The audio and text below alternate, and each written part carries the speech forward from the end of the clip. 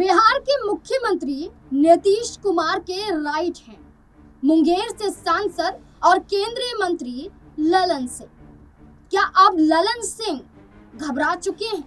क्या ललन सिंह को इस बात का खतरा सता रहा है कि क्या नीतीश कुमार अब उनसे उनका मंत्री पद छीन लेंगे?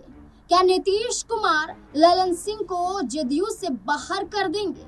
वो ललन सिंह जो नीतीश कुमार का राइट हैंड तब कहे जाते थे जब वो जेडीयू के राष्ट्रीय अध्यक्ष हुआ करते थे और नीतीश कुमार की सलाह के बिना ललन सिंह कोई फैसला नहीं करते थे। और आज गनीमत ये है कि ललन सिंह नीतीश कुमार को पूछते तक नहीं है, नीतीश कुमार की सलाह भी नहीं लेते हैं और उनके बिना ललन सिंह भारतीय जनता पार्टी की बैठकों में शामिल हो जाते हैं। ललन सिंह दिल्ली रवाना हो जाते हैं। ललन सिंह संसद में वक्फ संशोधन बिल का समर्थन कर देते हैं। एनडीए की बैठक में ललन सिंह मौजूद दिखाई देते हैं। नीतीश कुमार अपने आवास पर बैठक बुलाते हैं, लेकिन ललन सिंह उनकी बगल की कुर्सी पर नहीं बैठते हैं, जबकि कुर्सी खाली दिखाई देती है। और कुर्सी खाली होने के बावजूद ललन सिंह दूर एक कोने में बैठे हुए पहली पंक्ति में नजर आते हैं। और यही ललन सिंह अब ना तो जेडीयू के राष्ट्रीय अध्यक्ष हैं और ना ही नीतीश कुमार के राइट हैंड हैं। ललन सिंह तो भारतीय जनता पार्टी की बी टीम है।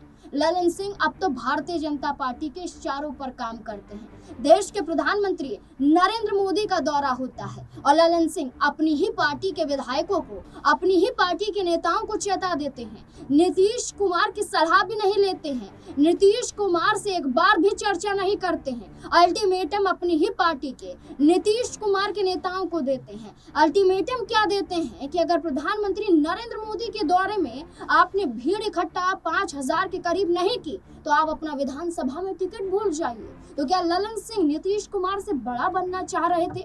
और क्या अब ललन सिंह को खामियाजा भुगतना पड़ेगा? क्योंकि नीतीश कुमार ने ऐलान कर दिया है कि उनसे बड़ा बनने की कोशिश कोई करेगा, उनके मुख्यमंत्री कुर्सी पर कोई नजर डालेगा तो वो बख्शेंगे नहीं।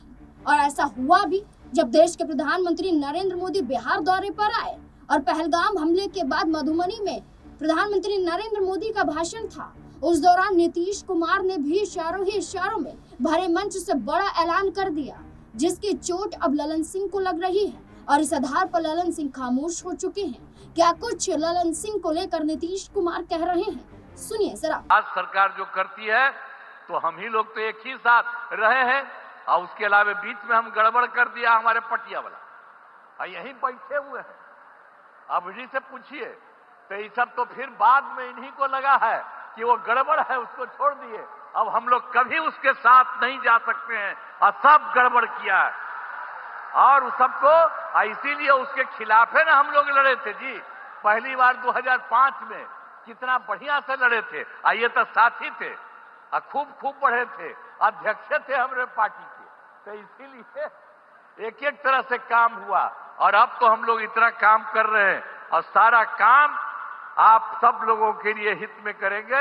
इसलिए हम लोग यही अनुरोध करेंगे कि अब चुनाव होने वाला है, हम लोग काम कर रहे हैं और आप केंद्र सरकार के द्वारा इतना बड़ा सहयोग हो रहा, सब मिलकर के बिहार। नीतीश कुमार ने कह दिया बातों ही बातों में कि वो भारतीय जनता पार्टी से पहले भी गठबंधन नहीं तोड़ना चाहते थे और अब भी गठबंधन नहीं तोड़ना चाहते हैं, बल्कि हमारी पार्टी में कुछ ऐसे नेता मंत्री मौजूद हैं जिनकी वजह से हमें गठबंधन तोड़ना पड़ा था, जिसकी वजह से हमने भारतीय जनता पार्टी का साथ छोड़ा था। नीतीश कुमार ने हाथों का इशारा करते हुए कहा, ये बैठे हमारे पीछे मंत्री, इन्होंने ही गठबंधन तोड़वाया था, वरना हम कभी भी नहीं चाहते थे कि भारतीय जनता पार्टी से अलग हो जाए। ललन सिंह को और उन तमाम मंत्रियों को नीतीश कुमार ने चेता दिया जो नीतीश कुमार के मुकाबले जेडीयू में अपने कद को बढ़ा रहे थे।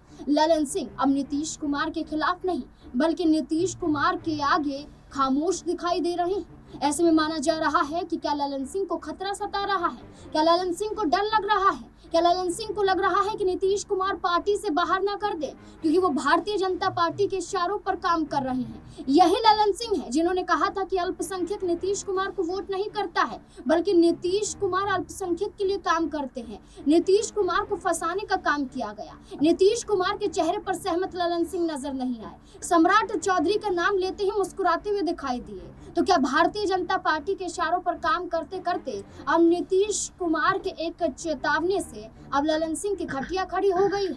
ऐसे में ललन सिंह को लेकर और भी कई खुलासे किए जा रहे हैं। आखिरकार क्या ललन सिंह की बेचैनियां यही है या फिर ललन सिंह की बेचैनियां ये भी हैं कि अगर भारतीय जनता पार्टी और नीतीश कुमार का साथ छूटा तो करोड़ों की संपत्ति के मालिक जो कहे जाते हैं इसके भी कई राज खुलकर सामने आ जाएंगे।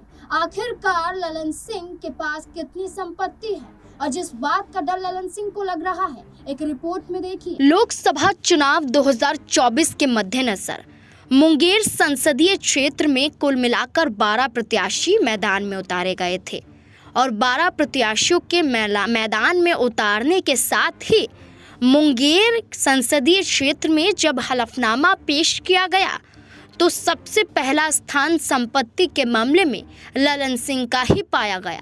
सबसे ज़्यादा धनवान ललन सिंह ही दिखाई दिए।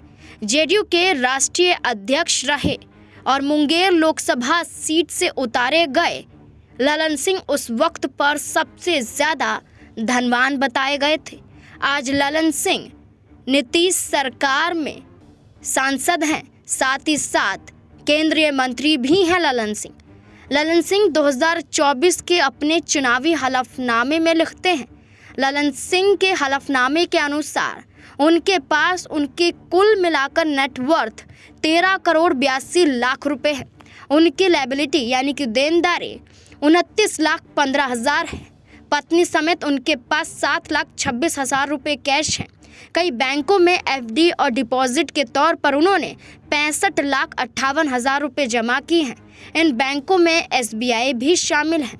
इसके अलावा बॉन्ड, डिबेंचर और शेयरों में ललन सिंह ने कोई निवेश नहीं किया है। ना ही उन्होंने या उनकी पत्नी ने पोस्ट ऑफिस की किसी स्कीम में पैसा जमा किया है। ललन सिंह या उनकी पत्नी के पास कोई इंश्योरेंस पॉलिसी नहीं है। 2024 के चुनावी हलफनामे के मुताबिक ललन सिंह के पास एक कार है, इनोवा क्रिस्टा, जिसकी वैल्यू 27,04,000 रुपए है। ललन और उनकी पत्नी के पास कुल मिलाकर 41,33,000 रुपए की ज्वेलरी है। 2 बंदूकें, फर्नीचर और कंप्यूटर आदि मिलाकर ललन सिंह के पास 9,09,000 रुपए की अन्य संपत्ति है। ललन सिंह के पास 78,25,000 रुपए की कृषि भूमि, 3,55,000 रुपए की गैर कृषि भूमि, 4 करोड़ 3 लाख रुपए की कमर्शियल बिल्डिंग। वहीं उनके पास कई घर हैं जिनकी कुल वैल्यू 7 करोड़ 46 लाख रुपए है। ये घर दिल्ली, पटना, रांची और नालंदा में हैं। कुल मिलाकर सबसे ज़्यादा धनवान ललन सिंह बताए गए और आज यही वजह है कि ललन सिंह को एक बाहुबली के रूप में भी देखा जाता है। ललन सिंह के पास कुल मिलाकर संपत्ति के आधार पर देखा जाए तो मुंगेर में सबसे ज़्यादा राजनीतिक तौर पर शक्तिशाली बताए गए, क्योंकि 2024 में नहीं, इससे पहले भी मुंगेर से लोकसभा का चुनाव ललन सिंह ने जीता और सांसद बने और आज भी ललन सिंह का दायित्व उतना ही बड़ा हो गया था। लेकिन संपत्ति के आधार पर ललन सिंह पर कई बड़े खुलासे हो गए। ललन सिंह को देखा आपने बिहार की राजनीति में जब लोकसभा चुनाव था तो हलफनामे में जहां वो अपना नामांकन दाखिल करने गए थे, जब उन्होंने अपनी संपत्ति का ब्यौरा दिया और सबसे ज्यादा ताकतवर, सबसे ज्यादा अमीर पाए गए। और ऐसे में अब यही घबराहट ललन सिंह को है कि नीतीश कुमार और भारतीय जनता पार्टी का साथ छूटा तो कहीं ना कहीं बड़े घोटाले में वो भी लिप्त हो सकते हैं, क्योंकि नीतीश कुमार ने जब राजद का साथ छोड़ा तो राजद पर घोटाले के आरोप लगे। चारा घोटाला, रेलवे घोटाला, कई घोटालों में लालू प्रसाद का परिवार लिप्त नजर आया। ईडी सीबीआई की कार्यवाही हुई और अब तक लालू परिवार पर ईडी का शिकंजा कसा हुआ है।